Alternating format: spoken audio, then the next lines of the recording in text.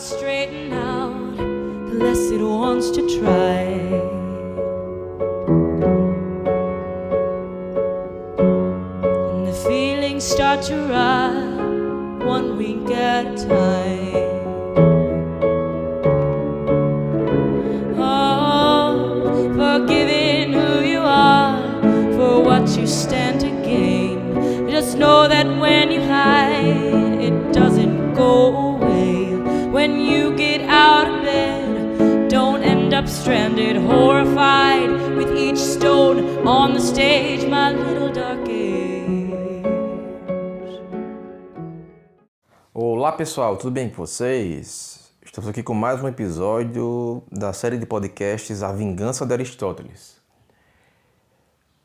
E hoje eu quero focar um pouquinho mais no livro do Werner Fayse, né? No episódio passado nós falamos um pouco mais, eu acho, do livro do Olavo de Carvalho, A Vingança de Aristóteles. Eu vou retomar alguns tópicos do livro do Olavo em outros episódios, mas hoje eu quero dar um foco maior nesse livro do Werner Fayse, porque ele tem alguns tópicos interessantes que vão ser muito importantes nós compreendemos aqui, né? E assim, a coisa aqui não é, assim, a nossa intenção aqui não é discutir o sistema aristotélico medieval, o sistema solar aristotélico medieval com a divisão entre o mundo sublunar, supralunar. Isso é uma coisa que nós já sabemos que não procede segundo a ciência atual, né? Mas o Fayse, a intenção do Fayse no seu livro A Vingança de Aristóteles é meio que separar o joio do trigo, né? Ele tenta desfazer o framework científico desatualizado de Aristóteles, né? E, na verdade, ele quer focar nas ideias filosóficas de Aristóteles, que ainda tem um valor muito importante. O Aristóteles, ele continua muito atual, né? Ele é mais atual do que nunca. Essa é a intenção dessa série de podcasts, né? Mostrar que o Aristóteles ele é mais atual do que nunca. Muitas pessoas acham que, na verdade, não só o Aristóteles, né? O Aristóteles, Platão. Eu vi aquele debate do Antônio Miranda com o Paulo Cogos, né? O Antônio Miranda tem um momento que ele... Paulo Cogos, ele tá pensando ainda naquelas filosofias antigas, né? Tipo Parmênides, não sei o quê, né? Ele fala com um tom como se fosse uma coisa assim, nossa, porque é uma filosofia antiga, então quer dizer que não serve mais para o mundo atual, né? Então, quer dizer que você pega Aristóteles, Platão, esses caras aí, não serve mais para o mundo atual. E, assim, isso é uma besteira que as pessoas acreditam nos dias de hoje, porque Aristóteles ele serve muito mais para o mundo atual do que muitos dos filósofos modernos e pós-modernos aí, né?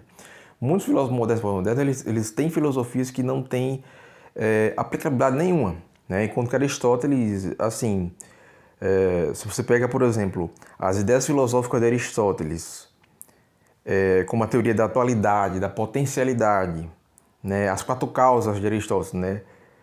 Então, se nós nos desfazemos dessa coisa positivista, né?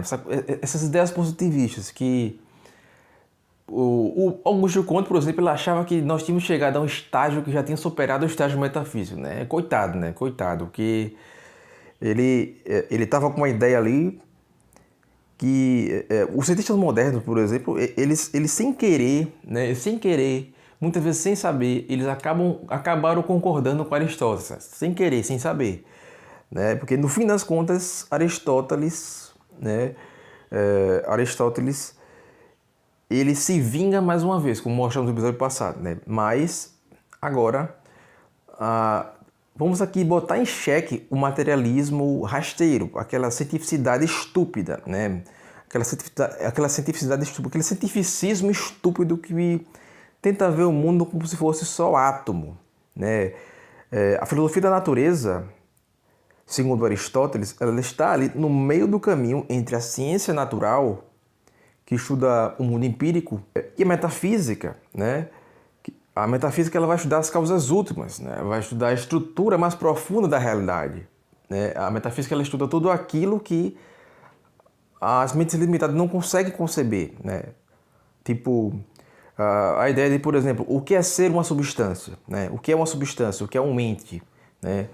E a filosofia da natureza, ela não fica no nível rasteiro da ciência, né? Por isso que Até nessa questão do pessoal, Hindenburg Melão e esse pessoal aí, né?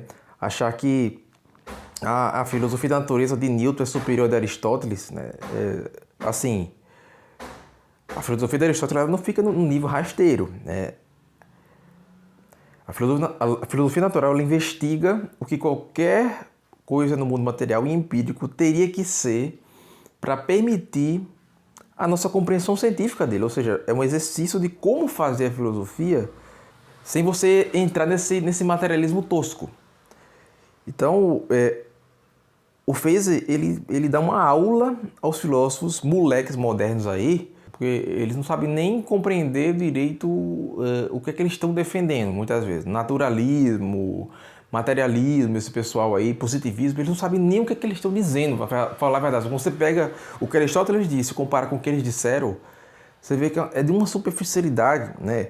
Então, o Fraser ele explica que a filosofia da ciência ela se ocupa de questões metodológicas, epistemológicas, ou seja, elas se preocupam como a ciência obtém conhecimento e por que a ciência obtém conhecimento, né? Enquanto que a filosofia da natureza é aquela que vai estar mais interessada nas perguntas metafísicas como o que é ser um fenômeno natural, né? O que é uma causa? E a filosofia da ciência, ao menos a partir da metade do século XX, ela redescobriu a filosofia da natureza, mesmo sem perceber, mesmo no movimento inconsciente aí, né? Então, o que é que o Fraser faz? Ele faz uma argumentação aqui, tipo o martelo do Nietzsche, né? Embora que ele não é nietzschiano, mas enfim, ele faz tipo o martelo do Nietzsche, né? O martelo do filósofo, né? E ele sentencia, você quer fazer filosofia da natureza, então primeiro entenda a realidade material, entenda o que Aristóteles disse sobre a realidade material e empírica antes de você abrir a boca para você falar besteira, né? Então, assim, a abordagem aristotélica aqui, essa abordagem aristotélica,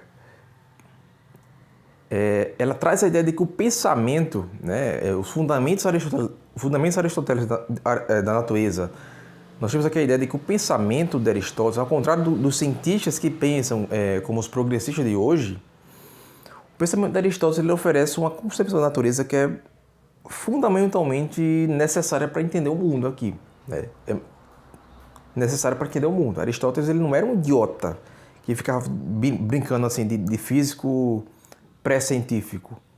O Aristóteles ele estava preocupado em como a realidade ela se manifesta de verdade, né? Ele estava preocupado em como a realidade se manifesta com o seu sistema de atualidade, de potencialidade. E esses conceitos metafísicos aí, né, de que algo pode ser em potência antes de ser em ato, né, isso é essencial para você entender fenômenos que a ciência moderna trata como triviais, né? Por isso que assim, é muito importante nós termos chamado a atenção para aquele debate do Hindenburg Melão com Marcelo Andrade, porque o Hindenburg Melão é um cara que ele ama a ciência moderna, né? Inclusive, se você for ver posts antigos dele aí no Quora, a própria entrevista que ele fez com a Carol Dias, ele fala que já criou uma religião cientificista, né? Ele, assim, o cara ele é tão bitolado no cientificismo, né? Hoje ele é menos, né? Mas assim, no passado ele foi tão bitolado no cientificismo, hoje ele é menos, mas ele ainda não se livrou de algumas noções, né? E o fato dele não dominar muito bem o conceito de ato e potência, como se viu naquele corte, né? Nós vemos que, na verdade, ele ainda falta a ele alguns elementos para uma compreensão completa do que seria a própria ciência de verdade, né? Que não é necessariamente a ciência moderna. E, por exemplo, no vídeo que eu falo sobre QI, né? O pessoal comentou, lá teve um pessoal que comentou, mas o QI também não é tudo e tal, de fato é o mais importante, né? É o teste mais relevante, né? Mas ele tem algumas limitações ainda. E eu concordo que o teste QI ele tem algumas limitações, né? O que eu defendi lá não é que o teste QI ele não tem limitações, ele tem limitações, mas não são as limitações que o pessoal aponta. O teste de QI ele não é limitado porque ele supostamente desconsidera as inteligências múltiplas. Não. O teste de QI ele mede inteligências múltiplas também, né? Ele não mede só inteligência lógico-matemática. Não, isso é furado, isso aí é falácia. Já mostramos isso aí, que o teste de QI ele mede vários tipos de inteligência. Outra coisa. Ou então a ideia do que é uma ideia que é meio esotérica. A ideia o teste de QE mesmo, ele não é um teste muito confiável, né? Não tem muita precisão, né? É mais uma viagem teórica aí do Daniel Goleman, né? Para mim, a limitação que existe no teste QI é porque ele não aborda, ele foi construído, né, pelos paradigmas da ciência moderna e ele não aborda algumas noções mais metafísicas, né, e o pessoal científico vai ficar muito puto, né, ou vai ficar chateado de me ouvir dizer isso, mas ele não aborda habilidades de compreender conceitos metafísicos que seriam necessários para você entender o conceito de inteligência no sentido mais amplo, né, sentido muito mais amplo. Então, nesse sentido, eu acredito que, por exemplo, o Trivium, uma pessoa que domina o Trivium, o Trivium ele é muito mais medidor de fator G, né? O que é o fator G? É o fator que mede inteligência global, que é o que o QI mede, né? Ou seja, que mede várias habilidades cognitivas, não só raciocínio lógico matemático. O Trivium, para mim, ele representa muito mais, ele é muito mais representativo de fator G do que o teste de QI propriamente dito, né? E aí, assim, voltando aqui para a questão de Aristóteles, né? Esses conceitos metafísicos, né, de que algo pode ser em potência antes de ser em ato, esses conceitos eles são essenciais, pessoal, para você entender fenômenos que a ciência moderna trata como triviais. Muitas vezes a ciência moderna passa direto por esses fenômenos, né? E muitas vezes os cientistas eles não entendem de fato o que está acontecendo porque eles consideram vários conceitos aristotélicos, né? E aí, assim, o Fraser ele bate o martelo do Nietzsche ali sobre como a filosofia da natureza vai lidar com a realidade empírica, com a realidade material, né? E ele argumenta que o verdadeiro conhecimento não é aquele que se limita aos empirismos do laboratório aí, né? Mas o conhecimento não é só empirismo, experiências científicas, né? Assim, a ciência moderna ela é muito mais avançada nesse aspecto experimental, mas o conhecimento em si ele não está exatamente no ato de você fazer experiências, reproduzir experimentos científicos, né? O conhecimento em si ele nasce, né? Ele se desenvolve de fato, tanto na Grécia, na história da humanidade ele se desenvolve de fato quando nós passamos a pensar em princípios universais. Nós passamos a ter noção da ideia dos universais aí. Muita gente pode achar que isso é uma viagem, mas, por exemplo, a técnica, né, tecnologias já existiam antes mesmo de você conceber o conceito de ciência. Já existia no Egito Antigo a tecnologia que você usou para criar as pirâmides, por exemplo, né, ali você não tinha uma ciência propriamente dita, você tinha mais técnica, né? Mais tecnologia, né? Você tem uma episteme, não é? Uma ciência propriamente dita, quando você vê o caso do surgimento ali da filosofia na Grécia Antiga, né? Claro que muitos vão argumentar que a filosofia talvez surgiu muito antes e tal, mas ali eu acho que é o marco principal, né? De onde de fato começa a surgir a reflexão que foi necessária para que a ciência de fato pudesse surgir e pudesse se desenvolver depois, né? Porque você não tem, de fato, verdadeira ciência se você tem apenas experimentação prática, né? A verdadeira ciência não é, de fato, o aspecto da experimentação prática, é o aspecto teorético, né? Você pensar os princípios universais, né? As causas primeiras, os conceitos imateriais, os conceitos que você não vai ver exatamente, né? Você não vê, você não enxerga uma lei de natureza. Você não tem como saber se, por exemplo, a gravidade ela é uma constante na natureza que vai se repetir sempre. Você tem que pensar primeiro no aspecto metafísico para você chegar à ideia de princípios universais, para você chegar à ideia dos universais, né?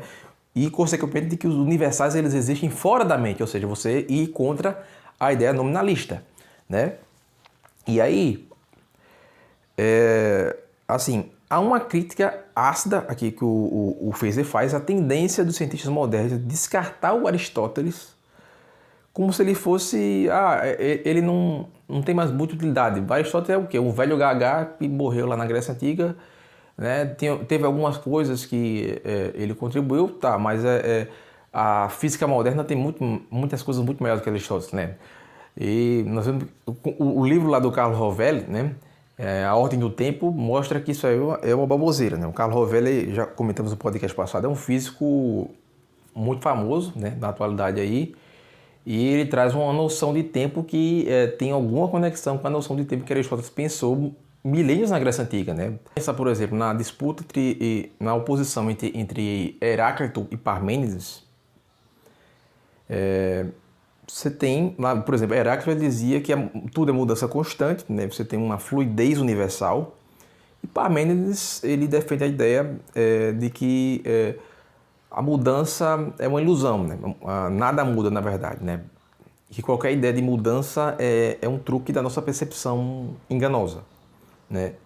E a respeito disso, o Aristóteles ele vai dizer que o Aristóteles ele propõe a ideia de atualidade, né? O que é de fato, e a potencialidade, aquilo que poderia ser, né? E é assim que o Aristóteles ele vai resolver o problema do ser e do vir a ser. Ele mostra que uma mudança nada mais é do que uma realização de uma potencialidade, de uma possibilidade que já estava lá, que já estava latente, né? E Aristóteles também resolve o paradoxo do movimento de Zenão. Aristóteles ele mostra a falácia, né, que está em você supor que cada pequeno espaço já está de fato presente, quando na verdade ele só está presente potencialmente, né? E Aristóteles também ele consegue produzir uma resposta muito contundente aos monistas aí, né? Dizendo que a negação da multiplicidade e a mudança é uma coisa incoerente. Ou seja, para Parmênides, você argumentar que a mudança é uma ilusão, Parmênides teria que passar por uma fase de acreditar na mudança para uma fase de dúvida e depois para uma fase de negação, né? O que já é uma mudança, né? Já se você pega, por exemplo, Heráclito, com a questão dele do fluxo perpétuo, né? Ele não admite a permanência de nada. Ele nem mesmo admite que uma mente é capaz de conceber seu próprio argumento, né? Então, o truque aristotélico aqui é mostrar que, para qualquer tipo de mudança ou multiplicidade ser possível, deve haver uma mistura de atualidade e potencialidade. Então, o Parmênides ele ignora a potencialidade, o Heráclito ele ignora a atualidade. Então, os dois acabam aí com filosofias que se refutam pelas próprias premissas que estabelece, né? Por isso que o Aristóteles ele coloca a ordem aí nessa confusão que os dois criaram aí para afirmar que a realidade ela é um misto das duas coisas, né? Ela tanto possui algo que permanece quanto algo que muda, né? E aí surge a ideia do ilemorfismo aristotélico, né? O ilemorfismo, né? Não confundir ilemorfismo com hieromorfismo, que é o formato do esqueleto do He-Man aí, né? O ilemorfismo é a teoria de que tudo na natureza é composto por matéria, hyle, né? E forma, morfe, né?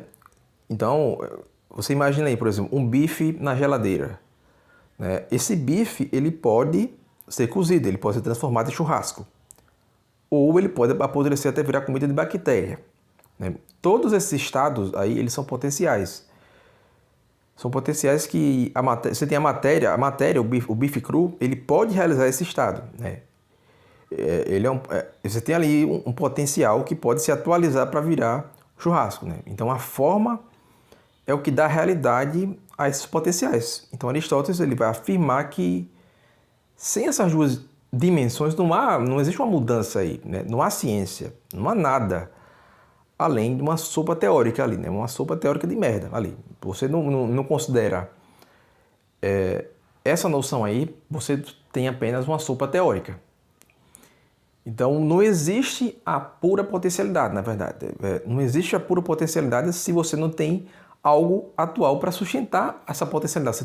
Não existe potencialidade sem existir atualidade, né? Nada pode ser em potencialidade se também não existir em alguma forma em atualidade, enfim.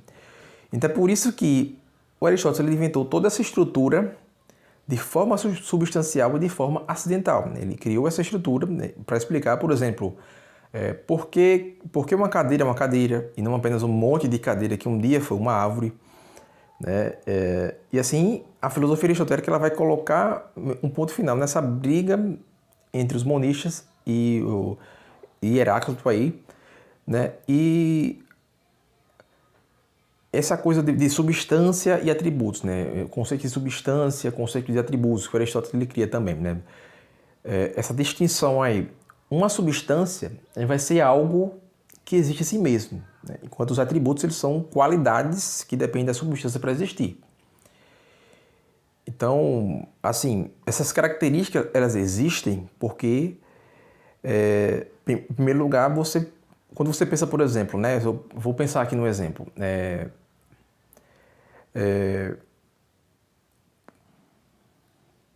Um cachorro, pronto, um exemplo aqui, um cachorro, né? Você pensa aí num cachorro. O cachorro, ele não é só um conjunto de qualidades, né? O cachorro, ele tem algumas qualidades, por exemplo, o cachorro ele pode ser fofo, ele pode ser latidor, ele late, né? Ele pode ser ferido também. Essas características que você pode encontrar num cachorro, elas existem porque há um cachorro em primeiro lugar, né? Ela só pode existir porque há um cachorro, né? Ou seja, Aristóteles ele nos ensina que a substância ela está sempre na base de todas as mudanças reais, né? Sem substância não há persistência, né? Você tem apenas uma miragem ali. Então, para Aristóteles, as formas substanciais elas dão unidade, elas dão estabilidade, né, às coisas do mundo, enquanto que as formas acidentais elas vão dar aquelas qualidades passageiras que é aquilo que vem e vai, mas que então vai existir tanto a atualidade como potencialidade, tanto o movimento, né, o fluxo, o estado de fluxo como o estado de permanência, né? E um outro conceito que é muito importante em Aristóteles é o conceito de causalidade eficiente, né? E o conceito também de causalidade final, né? Os modernos eles entendem muito bem o conceito de causalidade eficiente, eles têm uma compreensão até intuitiva do conceito de causalidade eficiente, mas eles descartaram a ideia de causa final, né? E isso produziu muitos buracos aí na compreensão do mundo, na natureza, nos dias atuais aí, né? E o Aristóteles ele diz que uma mudança ela precisa de uma causa que já esteja em ato. Ou seja, uma mera possibilidade ela não faz nada. Você tem mera possibilidade, não há como acontecer aquilo ali. Aquilo já precisa estar, ou seja, se algo acontecer é porque já está, essa potencialidade já estava contido antes, já estava contido naquele objeto antes, né? Não adianta você querer derreter um gelo com um fogo potencial, né? Só o fogo real ele vai derreter o gelo. Então, para o Aristóteles, tudo que existe e muda tem uma causa atual que provoca aquilo ali, né? E daí surge o princípio da causalidade. Tudo que é causado deve ter uma causa proporcionada.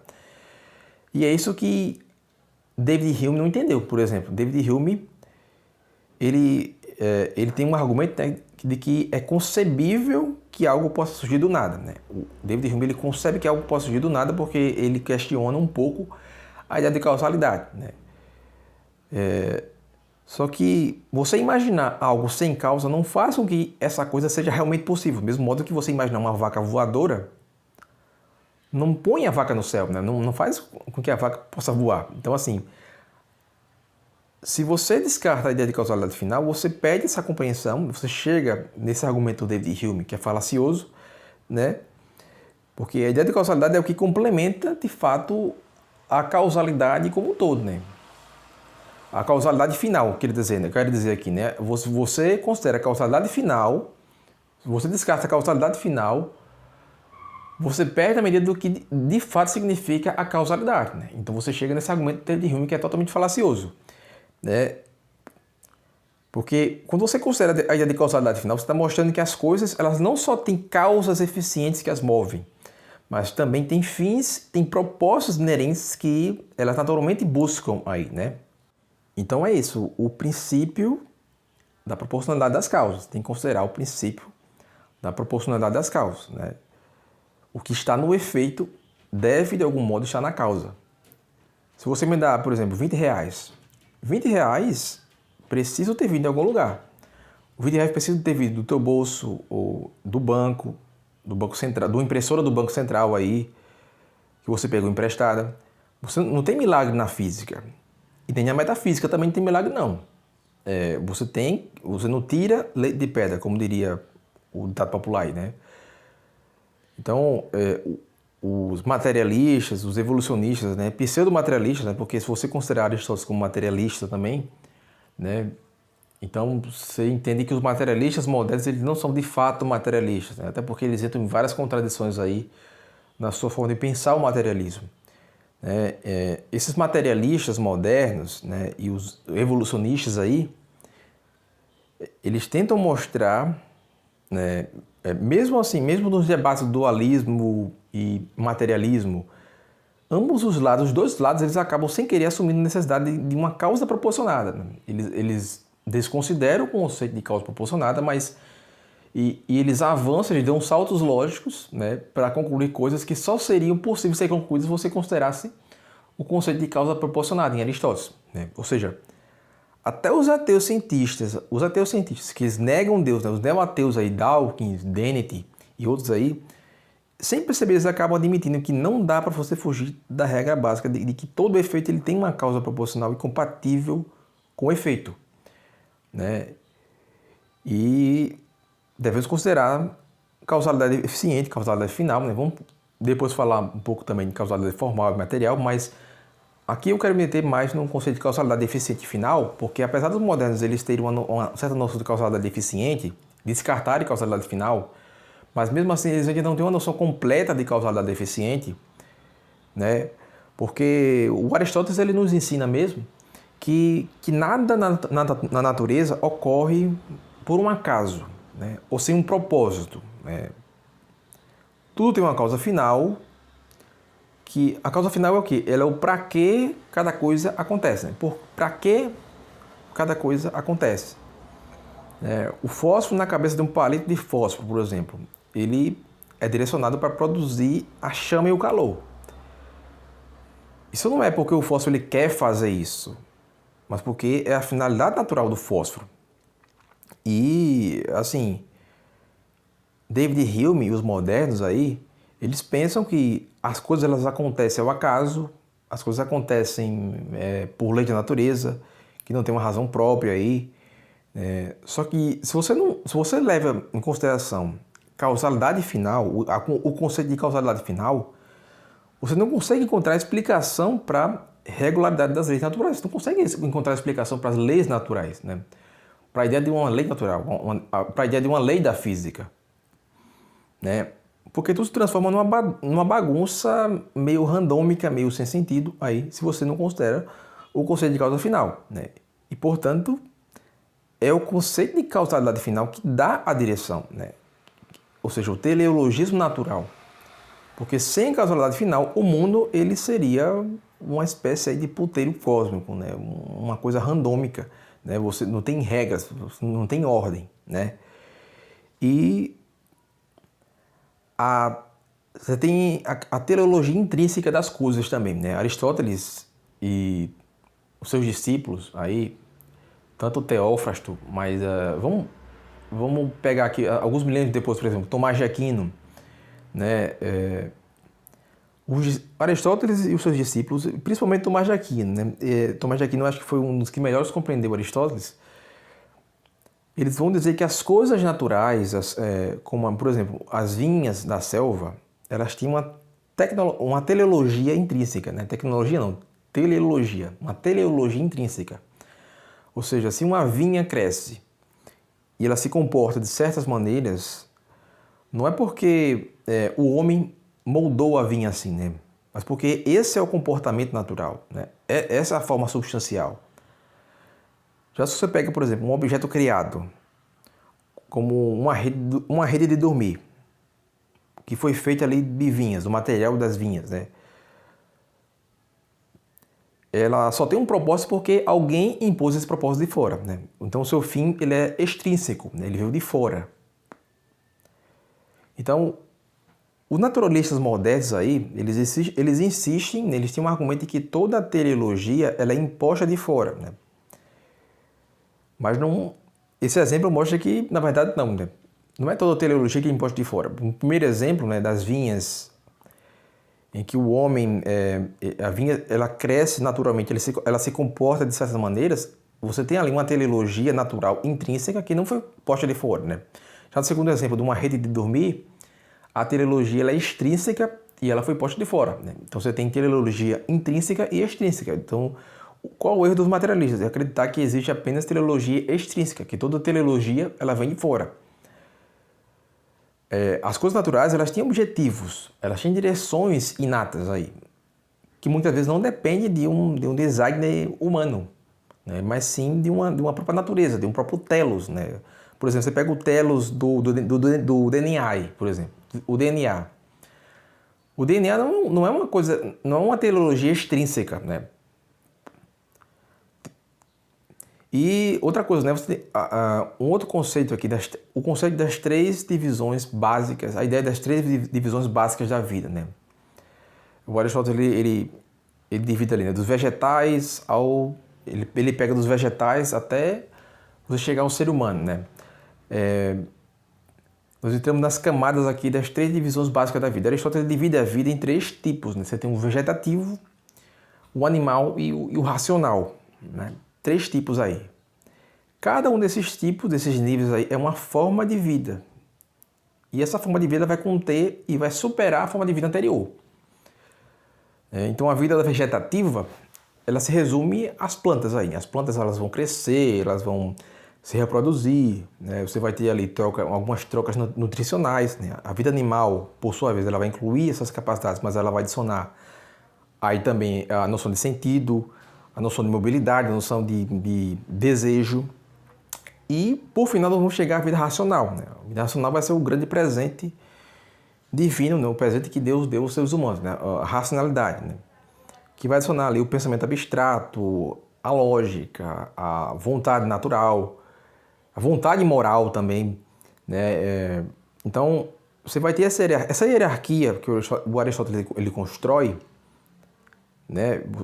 O vegetativo, o animal e o racional. Essa hierarquia ela vai ser essencial aqui para você entender a complexidade real da vida, né? E os cientistas modernos eles vão tentar reduzir isso aí a um conjunto de reações químicas, né? E aí você conceber, né? Você tem duas concepções aí, né? O mundo mecânico versus o mundo orgânico, né? O conceito de mundo mecânico, que surgiu ali no século XVII, você tem lá o universo como uma grande máquina que não tem alma, que vai ser regulada ali por leis matemáticas e nada mais, né? É a ideia de Newton. Já o Aristóteles ele vai ter a ideia de... O Aristóteles e seus seguidores, como Tomás de Aquino, ele vai ver a realidade como fundamentalmente orgânica, cheia de propósito. Vai ser substâncias naturais, você vai ter formas substanciais ali também, né? Então, qual o problema do modelo mecânico, né? Por que a ideia do mundo orgânico é melhor, né? O problema do modelo mecânico é que quando você exclui a teleologia intrínseca, você acaba caindo nas contradições filosóficas que Aristóteles já tinha derrubado, né? Que Aristóteles já tinha resolvido alguns problemas, os caras vão lá e ressuscitam os problemas de novo, né? E caem no mesmo erro, né? Porque como é que você vai conseguir explicar a regularidade das leis naturais se ali não existe um propósito subjacente, né? E aí, no final das contas, nós acabamos concluindo aqui que o mundo mecânico ele nunca foi uma descoberta científica real, né? O mecanicismo de Newton, de Bacon, nunca foi uma descoberta científica real, né? Nunca foi assim, é uma visão científica. Newton teve muitos avanços com Newton, mas ele construiu aqueles avanços com base numa concepção, né? Numa cosmovisão errada, né? E outra coisa, né? Não só na cosmovisão errada, porque Newton, apesar de ele acreditar em Deus, essa cosmovisão dele, né? Essa ideia do mecanicismo, indiretamente foi sendo construída na modernidade aí com o intuito, né? Newton não tinha esse intuito, mas muitos dos filósofos posteriores tiveram esse intuito de aprofundar nessa melogalomania, né? Cientificista, com o intuito de nos afastar de Deus, né? E nos afastar da teleologia da equação, né? Mas isso aí foi uma espécie de tropeço na própria arrogância dos modernos aí, né? Então é isso, tudo na natureza tem um propósito ou tem uma tendência natural, né? Essa é a ideia de teleologia intrínseca, né? Então quando Quando o Aristóteles, por exemplo, ele fala que os objetos pesados caem por causa de sua forma substancial, e depois vem a física moderna, mostra que não é bem assim. Mesmo assim, isso não destrói a ideia de teleologia, né? Mesmo assim, você não destruiu ainda a ideia de uma teleologia. Porque seria como você dizer, por exemplo, que só porque um médico ele errou o diagnóstico de um caso de câncer, então não existe o câncer, né? Isso não faz o menor sentido. Então a filosofia aristotélica, na verdade, ela está falando de princípios gerais, né? Não de explicações científicas específicas, né? Então você pegar alguns exemplos que Aristóteles estava errado, você não refutou os princípios gerais dele, né?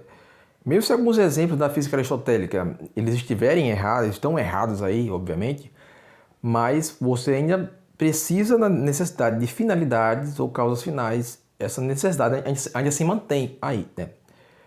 E aí você vai ter assim algumas pérolas modernas aí, né?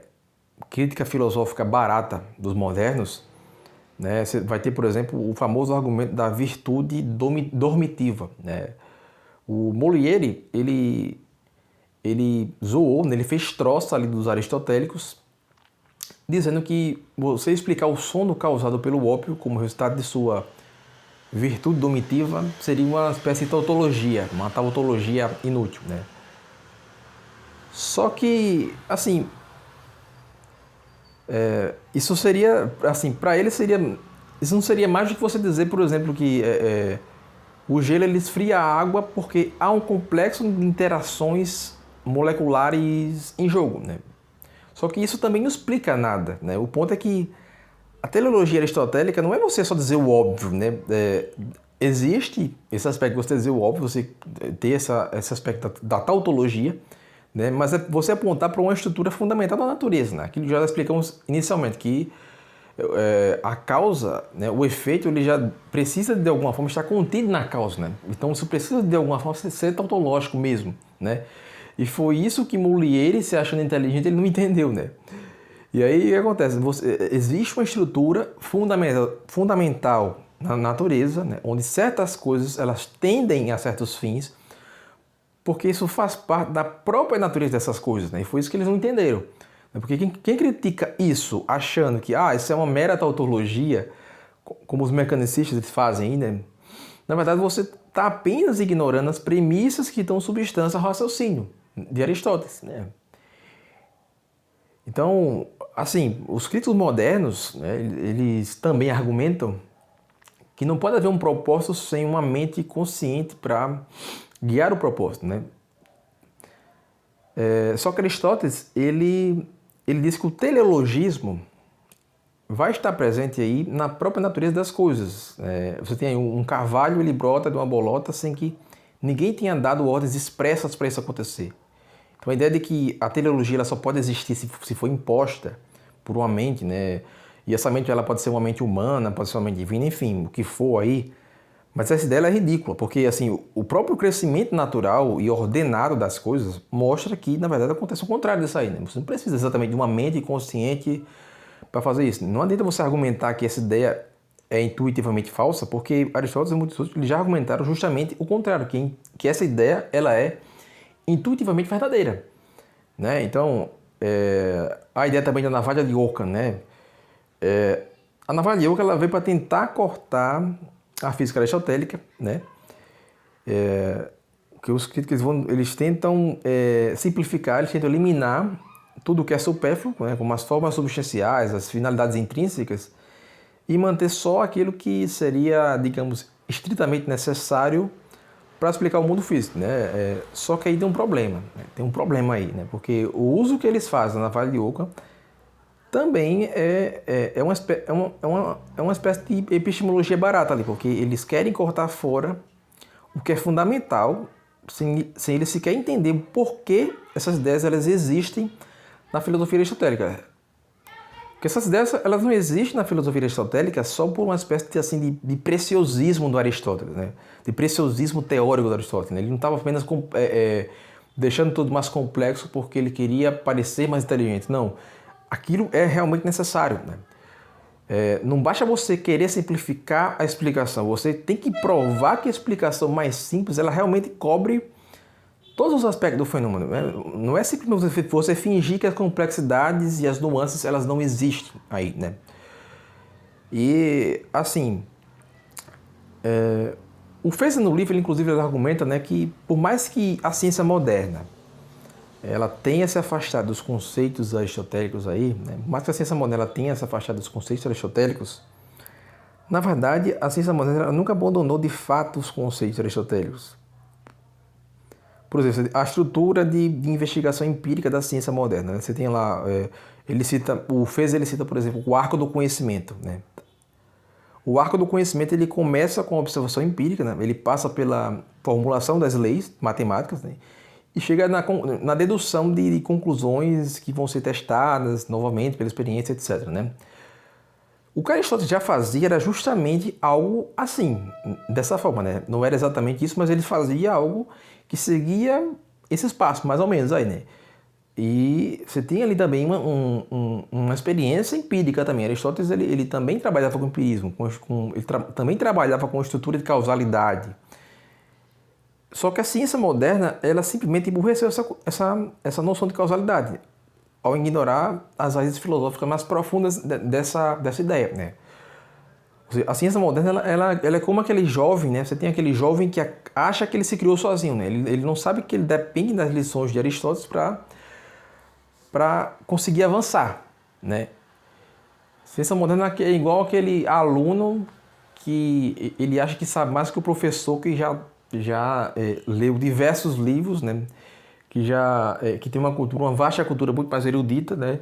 E ele chega com ideias que ele acha que são originais porque ele nunca teve acesso a ideias tão estúpidas quanto as que ele pensou.